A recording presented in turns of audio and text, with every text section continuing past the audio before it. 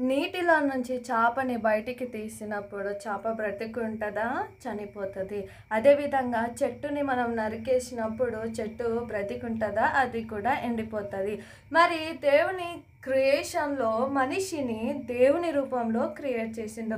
మరి మనిషి అన్నప్పుడు దేవునిలో లేకపోతే మనము బ్రతికుంటామా? ఆత్మీయంగా చనిపోయినట్లే. మనం ఎప్పుడైతే మన ఆత్మని దేవునితో ఉంచుతామో మనం అప్పుడు మన ఆత్మీయ జీవితంలో మన రియాలిటీ లైఫ్లో కూడా మనము బ్రతికి ఉంటాం, సేఫ్గా ఉంటామని దేవుని వాక్యం సెలవిస్తుంది. మరి మనము ఏ విధంగా ఉంటున్నాము?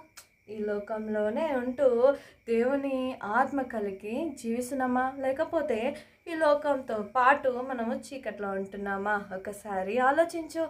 వీటినన్నిటినీ నీళ్ళ నుంచి తీసినప్పుడు అది చనిపోయినప్పుడు మరి మనము కూడా దేవుని నుంచి దూరం అయితే మనము కూడా చనిపోయినట్లే.